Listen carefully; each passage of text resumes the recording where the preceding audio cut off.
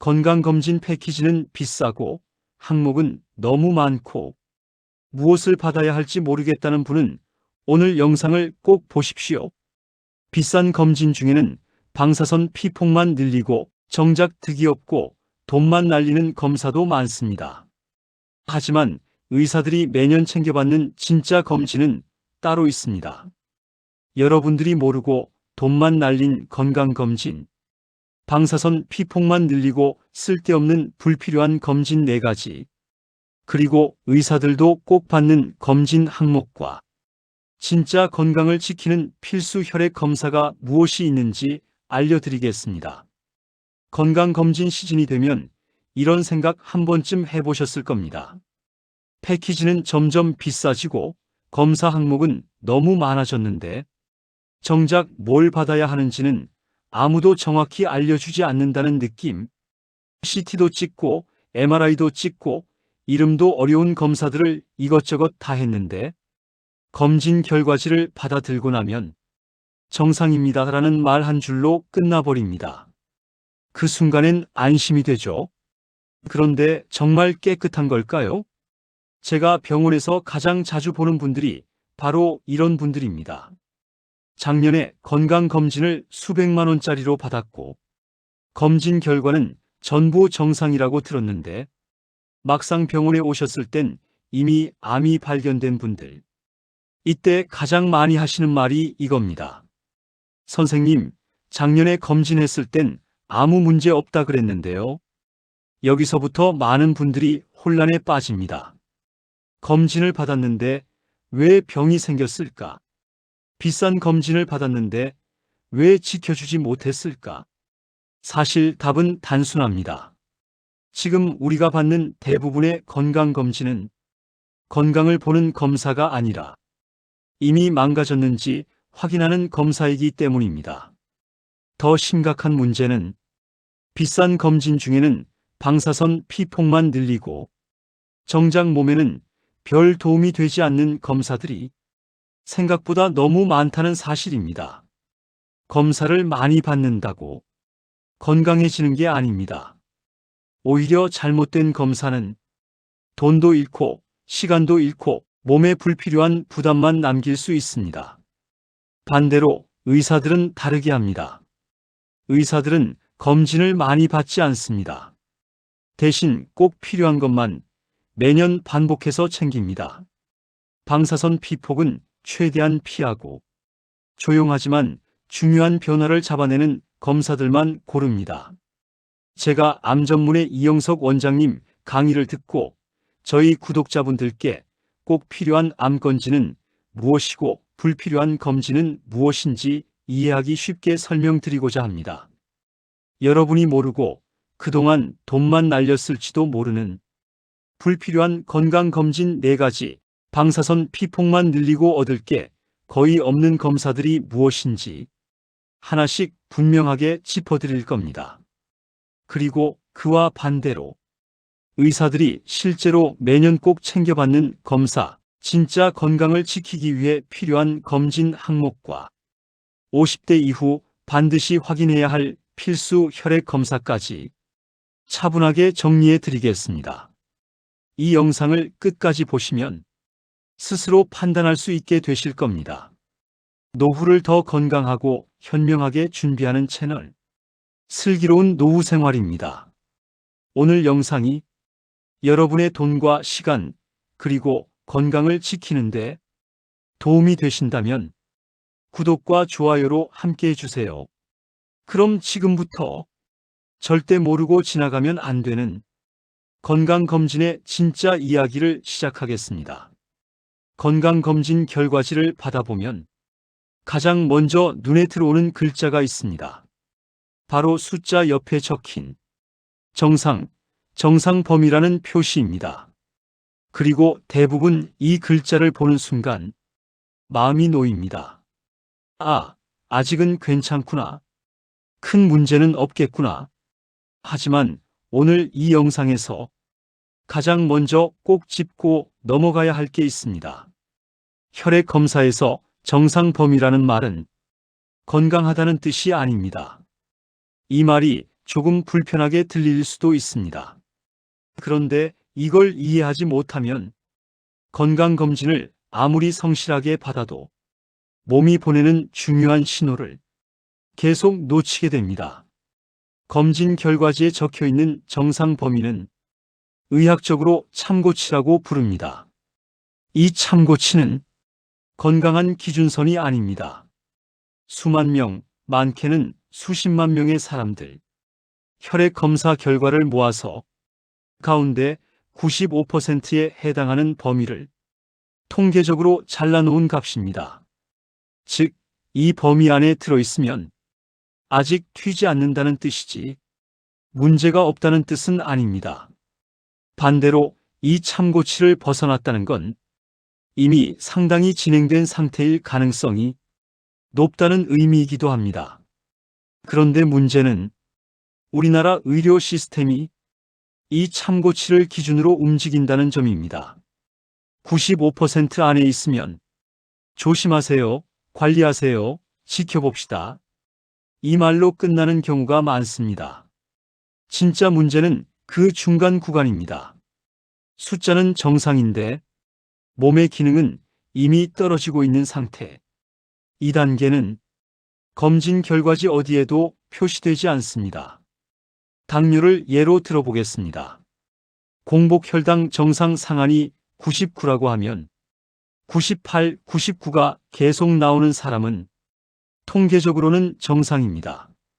하지만 몸의 입장에서 보면 이미 혈당을 조절하는 능력은 조금씩 망가지기 시작한 상태입니다. 이 시점에서 식습관과 생활습관을 강하게 바꾸면 충분히 예전 상태로 돌아갈 수 있습니다. 하지만 대부분 이렇게 생각합니다. 아직 정상이라니까 괜찮겠지. 그러다 어느 날 110, 120이 됩니다. 그때부터는 약 이야기가 나오기 시작합니다. 이게 바로 정상 수치가 만들어내는 착각입니다. 기능검사와 구조검사는 다릅니다.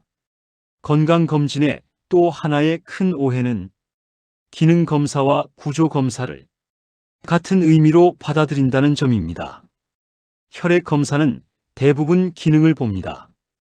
간이 아직 일을 잘하고 있는지, 신장이 노폐물을 걸러내는지, 몸이 버티고 있는지를 보는 검사입니다. 하지만 암은 다릅니다. 암은 구조적인 문제입니다. 어딘가에 덩어리가 생기고 조용히 자리를 차지하면서 커집니다. 간암을 예로 들어보겠습니다. 많은 분들이 간암이면 간 수치가 나쁠 거라고 생각합니다.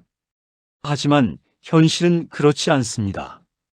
간에 암이 조금 생겼을 때는 나머지 정상 간세포들이 묵묵히 이를 대신합니다. 그래서 피검사를 해보면 간 수치가 정상으로 나오는 경우가 의외로 많습니다. 문제는 암이 커진 뒤입니다.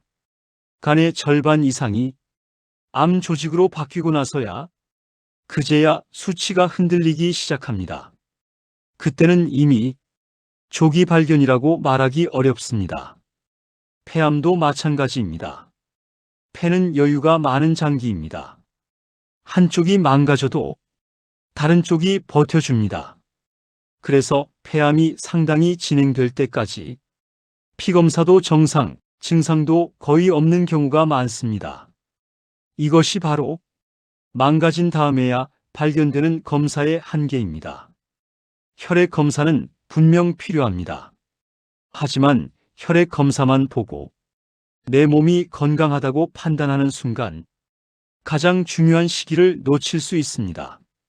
그래서 건강검진의 핵심은 문제가 생겼는지 확인하는 것이 아니라 문제가 생기기 직전 단계를 얼마나 빨리 알아차리느냐입니다. 이 차이를 이해하지 못하면 아무리 비싼 검진을 받아도 건강은 지켜지지 않습니다. 방사선 피폭만 늘리고 얻을 게 거의 없는 검사 4가지. 건강검진을 받을 때 가장 많이 하는 질문이 이겁니다.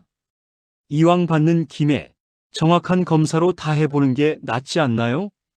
이 말이 틀린 건 아닙니다.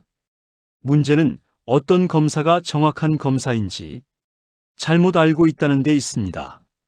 정확하다는 말은 많이 찍는다는 뜻도 아니고 비싸다는 뜻도 아닙니다. 지금 내 몸 상태에 의미 있는 정보를 주느냐가 기준입니다. 그런데 건강검진에서 이 기준을 벗어난 검사들이 의외로 많이 포함되어 있습니다. 첫 번째, PET-CT. 이 검사부터 짚고 가야 합니다. 온몸을 한 번에 다 본다. 암을 가장 정확하게 찾는다. 이런 설명을 많이 들으셨을 겁니다. 하지만 PET-CT는 건강검진용 검사가 아닙니다. 이 검사는 에너지를 많이 쓰는 세포를 찾아내는 검사입니다. 그래서 암세포뿐 아니라 염증, 디스크, 관절염도 같이 반짝이게 나옵니다. 결과를 보면 여기가 수상합니다라는 말만 남고 그 다음은 다시 CT, MRI, 조직 검사로 하나하나 확인해야 합니다. 즉, 발견용 검사라기보다는 암 환자의 전이 여부를 확인하는 추적 검사에 의미가 있는 검사입니다. 방사선 피폭은 많고 건강검진에서 얻는 정보는 생각보다 적습니다. 두 번째, 증상 없는 상태의 전신 CT 디스크 CT. 허리도 아프고 목도 뻐근하고 이왕이면 다 찍어보자는 경우가 많습니다. 하지만 증상이 없는 상태에서 건강검진으로 찍는 CT는 대부분 의미가 없습니다. 디스크는 증상이 있을 때 진단하는 병입니다. 영상만 보고 치료가 결정되는 경우는 거의 없습니다. 정말 필요하면 외래 진료를 통해 의료보험으로 검사받을 수 있습니다. 건강검진에서 받으면 비용은 전액 본인 부담, 정보 가치는 낮은 검사입니다. 세 번째, 심장 CT. 이 검사도 과도하게 포함되는 경우가 많습니다. 고혈압도 없고 당뇨도 없고 심전도도 정상인 분에게 심장 CT는 대부분 필요하지 않습니다. 방사선 피폭량은 적지 않고 이상 소견이 나오면 결국 다른 검사로 이어지는 경우가 많습니다. 심장에 문제가 의심되면 먼저 심장 초음파나 운동부하 검사부터 진행하는 게 순서입니다. 네 번째, 증상 없는 뇌 CT, 뇌 MRI. 아무 증상도 없는데 혹시 몰라서 찍어보는 뇌 검사. 이 검사로 발견할 수 있는 건 극히 제한적입니다. 뇌출혈, 큰 종양 정도입니다. 이런 병들은 대부분 증상을 동반합니다. 증상이 없는데 건강검진으로 뇌 MRI를 찍는 건 과한 검사인 경우가 많습니다. 이 네 가지 검사의 공통점이 있습니다. 방사선 피폭이 많거나 비용이 비싸거나 결과가 애매해서 추가 검사로 이어질 가능성이 높다는 점입니다. 그리고 가장 중요한 공통점, 건강을 지키는 검사라기보다 불안을 키우는 검사라는 점입니다. 건강검진은 불안을 사는 과정이 아닙니다. 내 몸의 변화를 조용히 정확하게 미리 알아차리는 과정입니다. 다음 페이지에서는 이와 정반대로 방사선 부담은 거의 없고 의사들이 실제로 매년 챙겨받는 진짜 도움이 되는 검사들을 하나씩 정리해 드리겠습니다. 그렇다면 의사들은 건강검진을 어떻게 받을까요? 의사들은 검사를 많이 받지 않습니다. 대신 꼭 필요한 것만 꾸준히 반복해서 봅니다. 기준은 아주 단순합니다. 방사선 부담은 최소로 몸의 변화를 가장 빨리 잡아내는 검사. 첫 번째, 초음파 검사. 의사들이 가장 신뢰하는 검사 중 하나가 바로 초음파입니다. 초음파는 방사선을 쓰지 않습니다. 몸에 부담도 거의 없습니다. 그런데 볼 수 있는 정보는 생각보다 많습니다. 복부 초음파 하나만 해도 간, 담낭, 췌장, 비장, 신장까지 한 번에 확인할 수 있습니다. 여기에 갑상선 초음파, 유방 초음파, 남성은 전립선 초음파까지 더하면 50대 이후 꼭 봐야 할 구조적 변화의 상당 부분을 조용히 확인할 수 있습니다. 특히 40대 이후에는 작은 결절들이 생기기 시작합니다. 대부분은 양성이지만 이걸 알고 지켜보는 것과 모르고 지나가는 건 큰 차이가 납니다. 초음파의 진짜 장점은 지금 당장 병이 있느냐가 아니라 앞으로 문제가 될 가능성이 있느냐를 미리 보여준다는 점입니다. 그래서 의사들은 초음파를 1년에 한 번 여기저기 넓게 봅니다. 두 번째, 내시경 검사. 내시경만큼 정확한 검사는 많지 않습니다. 눈으로 직접 보면서 의상 부위를 확인하고 필요하면 바로 조직 검사까지 할 수 있기 때문입니다. 위내시경은 40대 이후라면 1, 2년에 한 번은 꼭 권합니다. 우리나라 사람들은 짜고 맵고 자극적인 음식을 오랫동안 먹어왔기 때문에 위 점막이 생각보다 빨리 상합니다. 대장 내시경은 더 중요합니다. 대장암은 갑자기 생기지 않습니다. 용종이라는 씨앗이 먼저 생기고 그게 수년에 걸쳐 암으로 변합니다. 용종을 발견해서 그때그때 제거하면 대장암은 충분히 막을 수 있습니다. 그래서 용종이 없으면 5년, 용종이 있었으면 3년, 고위험군은 더 자주 검사를 권합니다. 세 번째, MRA 검사. 이 검사는 많은 분들이 생소해합니다. MRA는 MRI로 혈관을 보는 검사입니다. 방사선 피폭은 없습니다. 이 검사의 목적은 혈관이 막혔는지 보다 혈관이 부풀어 있지는 않은지 언제 터질지 모르는 위험 신호를 미리 찾는 데 있습니다. 특히 뇌혈관은 아무 증상 없이 있다가 갑자기 큰 사고로 이어질 수 있습니다. 그래서 의사들 사이에서는 40대 중후반에 평생 한 번은 MRA를 해보는 게 좋다, 이런 말이 나옵니다.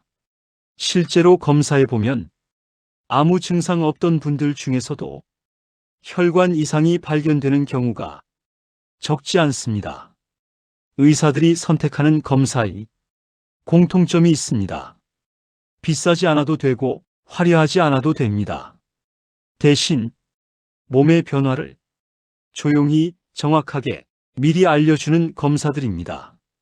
다음 영상에서는 이 검사들과 함께 의사들이 빠짐없이 챙기는 필수 혈액 검사와 종양표시자 검사에 대한 오해와 진실을 정리해 드리겠습니다.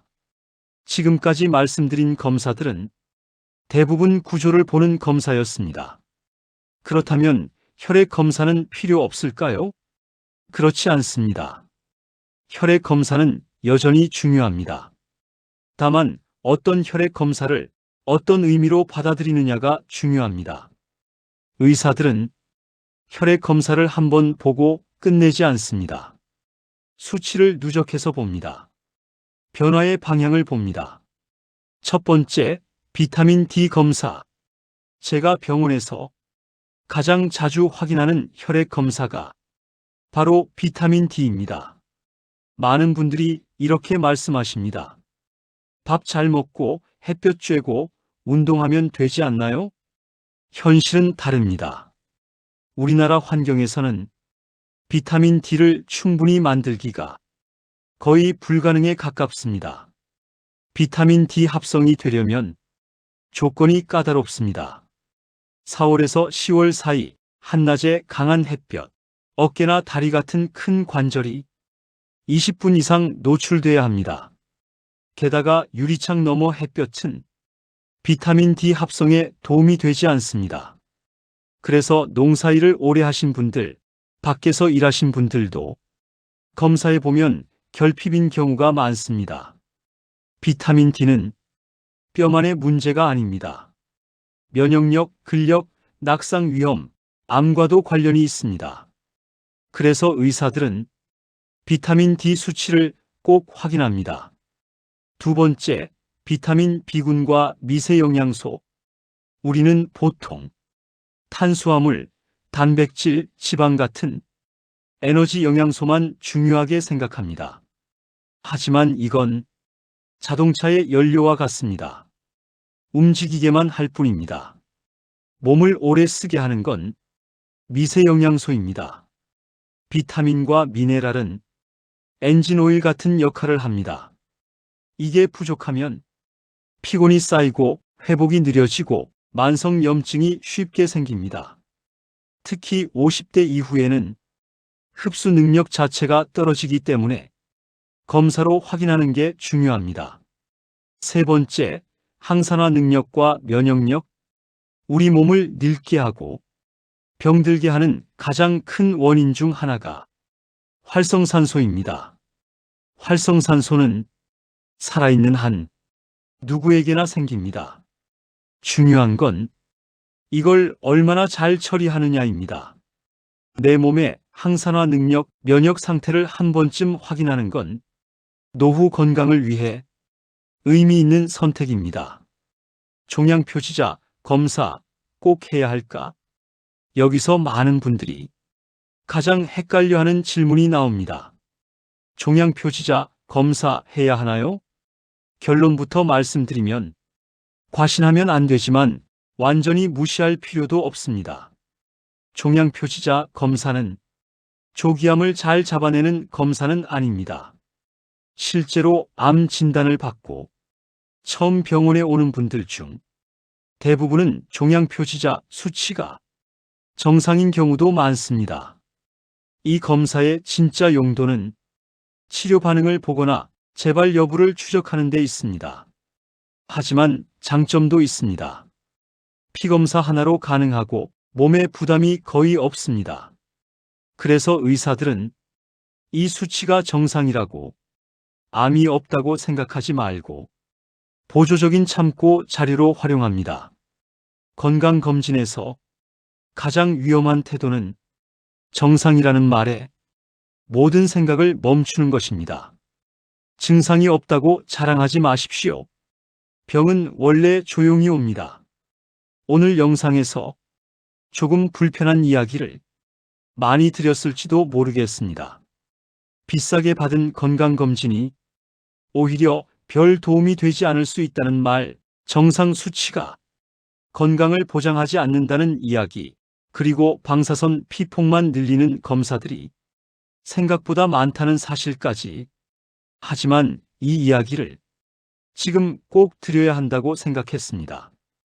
왜냐하면 병원에서 만나는 많은 분들이 똑같은 말을 하기 때문입니다. 조금만 더 일찍 알았으면 좋았을 텐데요. 건강검진은 병을 찾아내는 행사도 아니고 연말에 몰아서 의무적으로 끝내는 일정도 아닙니다. 건강검진은 내 몸이 보내는 작은 신호를 조금이라도 빨리 알아차리기 위한 가장 현실적인 방법입니다. 그 신호는 대부분 조용합니다. 아프지 않고 불편하지 않고 겉으로는 멀쩡해 보입니다. 그래서 더 위험합니다. 오늘 말씀드린 것처럼 검사는 많이 받는다고 건강해지지 않습니다. 비싸다고 좋은 검사도 아닙니다.